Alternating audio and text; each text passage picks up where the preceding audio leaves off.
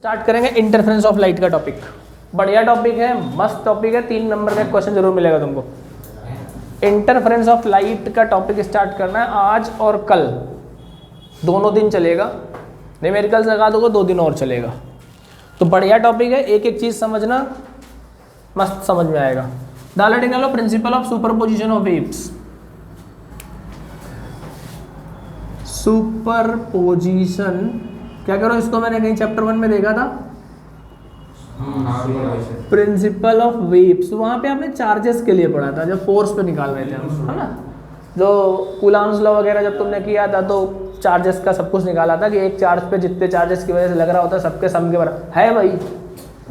अगर किसी मीडियम में, समझ लो एक एक बात समझ लो, अगर किसी मीडियम में कई सारी वेव्स ट्रेवल कर रही हैं, अब यार तुम ऐसे समझो, तुम में से एक की फीस मान लो 100 रुपये है।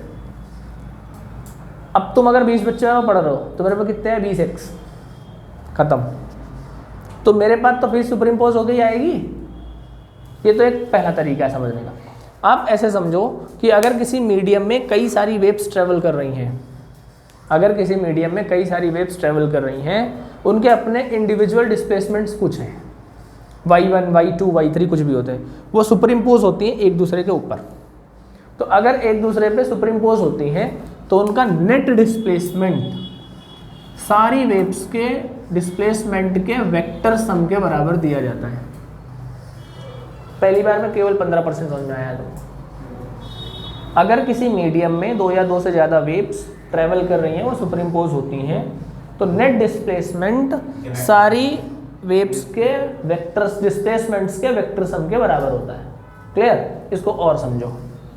मान लो एक वेव ये है, ठीक है, एक दूसरे के ऊपर आ जाए। हाँ, दूसरी वेव ये है, इनके कुछ डिस्प्लेसमेंट्स होंगे। अब मैं बनाता हूँ सिस्टम, समझो। ऊपर वाला क्रस्ट, नीचे वाला ट्रफ, जानते हो इस बारे में?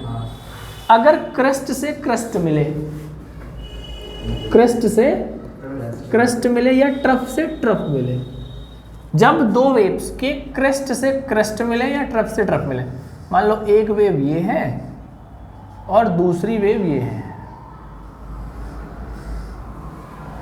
ठीक है। तो देखो ये y1 है और ये y2 है, यही होगा। तो यहाँ पे जो क्रस्ट से क्रस्ट और ट्रफ से ट्रफ मिल रहे हैं, अब इनका रिजल्टेंट कैसे आएगा? बढ़ेगा घटेगा? बढ़ेगा। तो ये ऐसे हो जाएगा, ऐसे ये चीज, ये हो जाएगा y equal y1 plus y2। हाँ देखो समी तो हुआ, डिस्प्लेसमेंट क्या हुआ, बढ़ गया ना। अरे यार वो डायरेक्शन के लिए है और कुछ नहीं है। हाँ दोनों सेम में थे तो मैंने क्या करा, ऐड कर दिया। ठीक, अच्छा अब मान लो एक का क्रेस्ट और दूसरे का ट्रफ मिले, ऐसे, ये y1 है, ये y2 है। अब क्या होगा, दोनों माइनस हो जाएंगे, तो इनका रिजल्टेंट क्या आ जाएगा, ये आ जाएगा,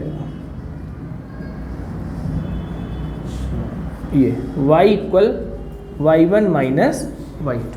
बात समझ में आ गई होगी। सुपरपोजिशन प्रिंसिपल डायग्राम से समझ में आ गया वो क्या होता है। आया नहीं आया? 2 या 2 से ज़्यादा वेव्स अगर किसी मीडियम में सुपरइम्पोज होती हैं तो उनका नेट डिस्प्लेसमेंट उनके वेक्टर सम के बराबर होता है। क्रस्ट से क्रस्ट मिलते हैं, ट्रफ से ट्रफ मिलते हैं तो प्लस होता है, जब क्रस्ट से ट्रफ मिलता है तो माइनस होता है।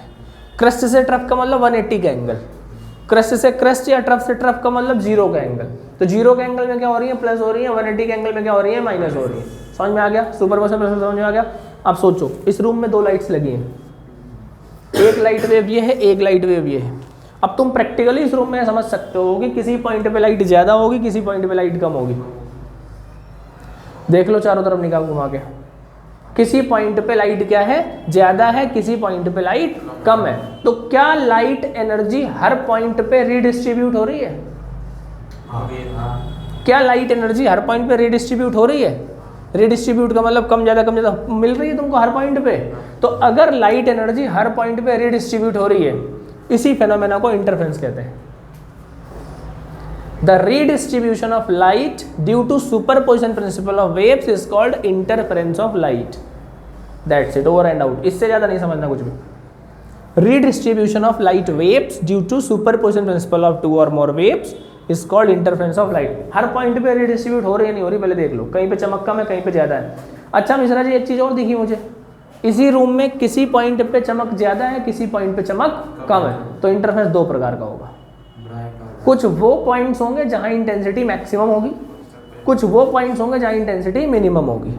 तो जिन पॉइंट्स पे इंटेंसिटी मैक्सिमम होती है उसको कहते हैं कंस्ट्रक्टिव इंटरफेरेंस। क्या बोलते हैं? Constructive interference.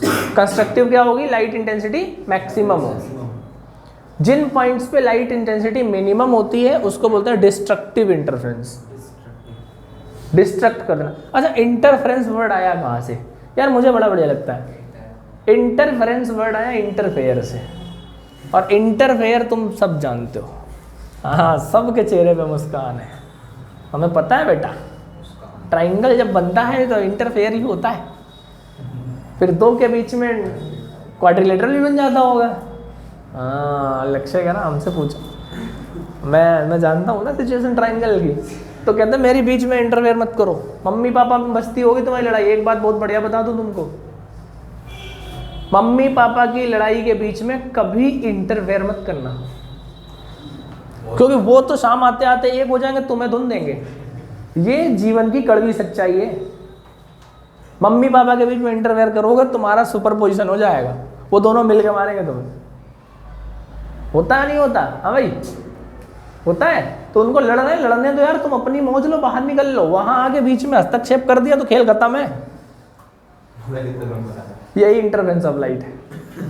लाइट एनर्जी का हर पॉइंट पे रीडिस्ट्रीब्यूट होना इंटरफेरेंस कहलाता है। कुछ पॉइंट्स पे intensity maximum, that is constructive interference. कुछ पॉइंट्स पे intensity minimum, that is destructive interference. अच्छा यहीं पे दो बातें और खत्म कर लेते हैं। दो प्रकार के सोर्स आते हैं, एक होता है कोहेरेंट सोर्स और एक होता है इनकोहेरेंट सोर्स। तो सबसे पहली बात तो कोहेरेंट सोर्स क्या होते हैं? ऐसे सोर्सेस जो, इसे मिटा दूं,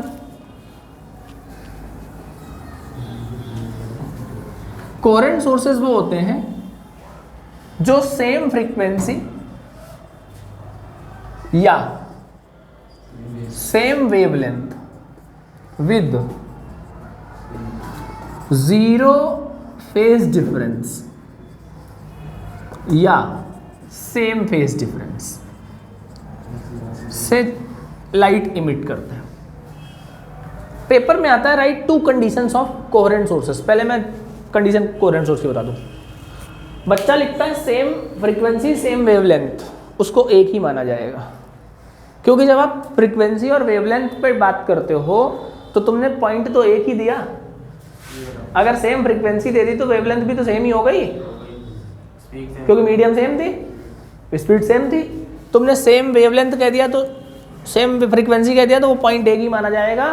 तो याद रखना, अगर आपको पेपर में आता है right to conditions of coherent sources, तो फेज डिफरेंस की बात जरूर करना। जीरो फेज डिफरेंस या सेम फेज, इतना कह लो, क्योंकि सेम फेज होगा तो डिफरेंस कितना होगा? जीरो होगा। होगा नहीं होगा पहले बताओ? हाँ, तो एक ही बात लिखोगे ना इनमें से। फेज डिफरेंस कितना? जीरो। फ्रीक्वेंसी कितनी? सेम। Same wavelength. मुझे जो लगता है कि दो इंडिपेंडेंट सोर्स कभी कोहेरेंट नहीं हो सकते। एक ये लाइट सोर्स है, एक ये लाइट सोर्स है, क्या कोहेरेंट हो सकते हैं? इंडिपेंडेंट है ये, इनका एक दूसरे से कोई मतलब नहीं है। एक दूसरे से मतलब नहीं है तो कोहेरेंट हो ही नहीं सकते। सेम फ्रीक्वेंसी नहीं दे सकते, सेम वेवलेंथ नहीं दे सकते, सेम फेज डिफरेंस नहीं दे सकते। अगर एक सेम होगा तो कुछ ना कुछ बदल जाएगा। तो रट्टा मार लो, two independent sources can never be coherent. तो पहली बात तो कोहेरेंट सोर्स होते क्या है?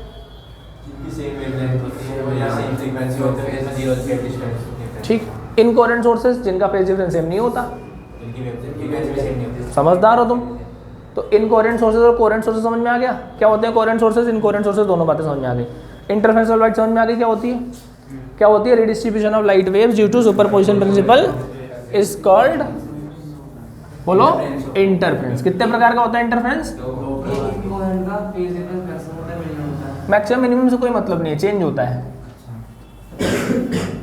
एक कंस्ट्रक्टिव इंटरफेरेंस, दूसरा डिस्ट्रक्टिव इंटरफेरेंस। अब इसको एक्सप्लेन करने के लिए आए यंग नाम के साइंटिस्ट, उन्होंने डबल स्लिट एक्सपेरिमेंट दिया। तो आज हम लोग पढ़ेंगे यंग्स, वो इलास्टिसिटी में था बेटा, यंग्स डबल स्लिट एक्सपेरिमेंट, बहुत ध्यान से समझना, YDSE। इसको केवल साइंस वाला बच्चा इसकी फुल फॉर्म जानता है, दूसरी स्ट्रीम के नहीं जानते। YDSE जैसे मॉट, मॉलिक्यूलर ऑर्बिटल थ्योरी केमिस्ट्री में, कुछ फुल फॉर्म्स ऐसी होती हैं जो हम जैसे ही जानते हैं। YDSE मतलब यंग्स डबल स्लिट एक्सपेरिमेंट, बढ़िया समझना, एक एक पॉइंट समझ में आएगा। यंग नाम के एक साइंटिस्ट थे, उन्होंने हाइजेंस प्रिंसिपल का भी थोड़ा सा यूज़ किया और इंटरफेरेंस ऑफ लाइट दी। सबसे पहले उसने क्या किया, एक स्लिट ली सिंगल सोर्स की, मान लो इसका नाम L है, यहाँ से S सोर्स ऑफ लाइट है, थोड़ी सी डिस्टेंस पे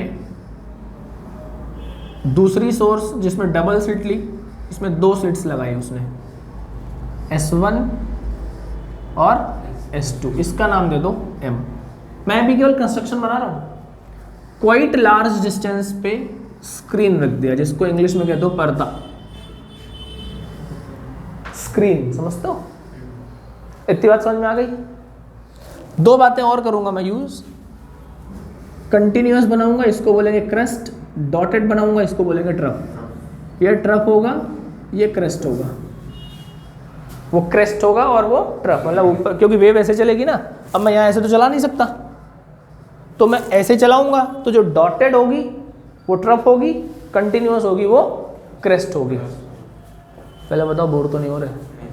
एक एक बात समझ में आ रही है, मजा आ रहा है? अरे वो तो मेजर करना है यार, तुम कुछ भी इमेजिन कर लो, तो इमेजिनेशन ही है। अगर वेव ऐसे चल रही थी तो उसने वेव को ऐसे कैसे दिखा दिया? इसीलिए तो इस तरीके से दिखाया, कंटिन्यूअस डॉटेड, कंटिन्यूअस डॉटेड। तो देखो यहाँ से सोर्स ऑफ लाइट क्रेस्ट और ट्रफ की फॉर्म में निकली, हाँ या ना बोलो? ये लाइन में थोड़ा सा मान रहा हूँ, अब तुमसे बेईमानी कर रहा हूँ मैं, थोड़ी सी समझदार हो तुम। अब वर्किंग समझो, S1 और S2 से, S से लाइट, अब वर्किंग समझना बड़े आराम से। सबसे पहले कौन सा सोर्स लिया उसने? सोर्स लिया S। S सोर्स से लाइट क्रेस्ट और ट्रफ की फॉर्म में चली, रास्ते में उसे दो सोर्स मिले, S1 और S2। हाइजेंस प्रिंसिपल के हिसाब से S1 S2 फ्रेश सोर्स की तरीके बिहेव करेंगे, करेंगे। इनसे भी लाइट क्रेस्ट और ट्रफ की फॉर्म में निकलेगी, निकलेगी नहीं निकलेगी? ये देखो इस तरीके से निकलनी चाहिए। इनसे भी लाइट क्रेस्ट और ट्रफ की फॉर्म में निकलेगी। इनकी जो स्पीड होगी वो ओरिजिनल वेव की या प्राइमरी वेव की स्पीड के बराबर होगी, ये भी हाइजेंस ने बताया। तो चलो इतनी बात तो समझदार हो ना, अभी सही मैं कंटिन्यू कर देता हूँ।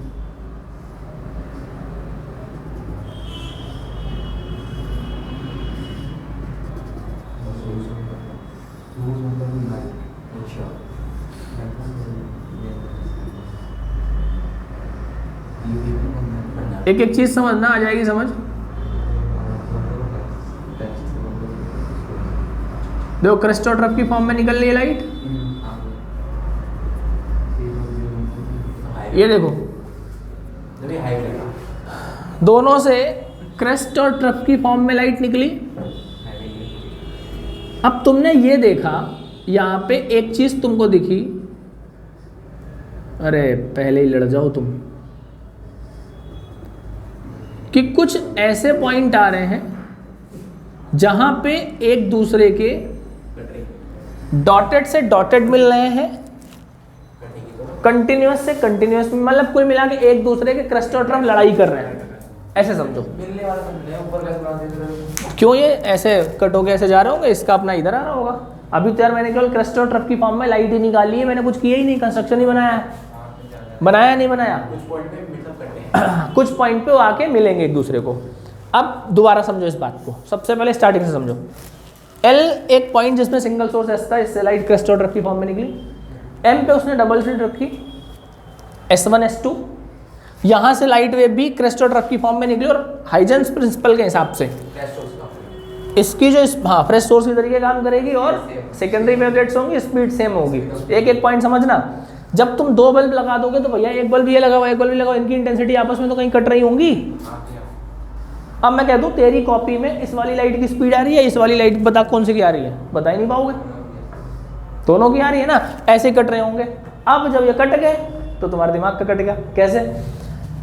कुछ ऐसे पॉइंट्स हैं जहां कंटिन्यूअस से कंटिन्यूअस कट रहा है, डॉटेड से डॉटेड कट रहा है और डॉटेड से कंटिन्यूअस कट रहा है।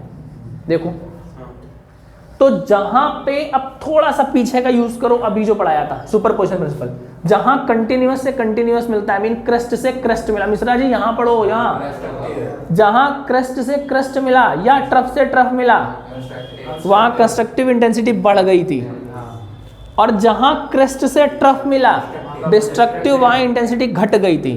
तो पहली बात तो जिन पॉइंट्स पे ये कटते हैं उनको कहते हैं फ्रिंज, जो स्क्रीन पे आके मिलेंगी। तो देखो कंटिन्यूअस से कंटिन्यूअस, डॉटेड से डॉटेड, कंटिन्यूअस से कंटिन्यूअस, तो ये इंटेंसिटी मैक्सिमम मिनिमम है, मैक्सिमम। तो यहाँ पे कैसी फ्रिंज बनी? ब्राइट। अगर पेपर में जैसे ये पॉइंट नहीं मिले, डायग्राम बना दिया, क्यों नहीं मिलेंगे? मिलाना पड़ेगा, नहीं तो नंबर नहीं मिलेंगे। अब ये समझ ले, नहीं वैसे कुछ नहीं डालते, पॉइंट बनाते वहां लेके ब्राइट चेक करना, मास्टर भी इमेजिन कर लेगा 3 का, ऊपर का पार्ट नीचे का नहीं।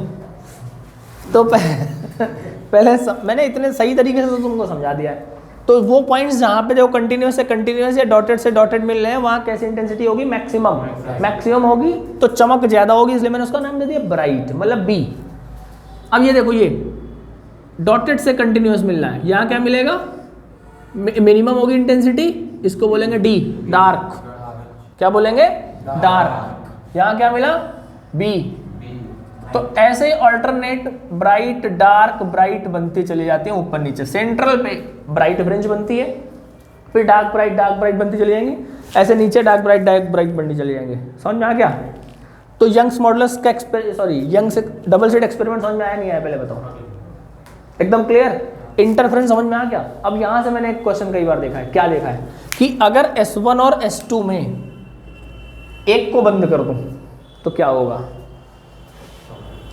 S1 और S2 में एक को क्लोज कर दूं क्या होगा दीपांशु? कुछ नहीं होगा। कुछ नहीं होगा मतलब इंटरफेरेंस नहीं होगा। इंटरफेरेंस नहीं होगा, सिंगल सोर्स से इंटरफेरेंस नहीं होता, उसको इंटरफेयर करने वाला दूसरा चाहिए। तो इफ ईदर S1 और S2 is kept close then interference will not occur. नहीं, वो तो आगे तक दिखाते जा रहे हैं कहीं ना कहीं, तो फिर तो जैसे ये था वैसे वो एक ही सोर्स है। हाँ तो यहाँ तो बनी कहाँ रहा, वो परछाई बनती आगे निकलती चली जाए भाई। नहीं ऐसा नहीं होगा, वो आगे तक तो आती रहेगी कहीं ना कहीं तक, तो पूरे में आएगी। मैंने बनाया नहीं है, बनेगा तो पूरे में। एक्सपेरिमेंट समझ में आ गया नहीं आ गया? जो लिखना है तुमको समझ में आ गया पर क्या लिखना है, हाँ या ना बोलो? इसके एक बार डायग्राम बना लो बस। कहाँ ये? अरे ये डी नहीं है यार, गलत है यार, बी आएगा बीच में। हाँ नहीं, ब्राइट डार्क बदल जाएगा। नोट करो इसको।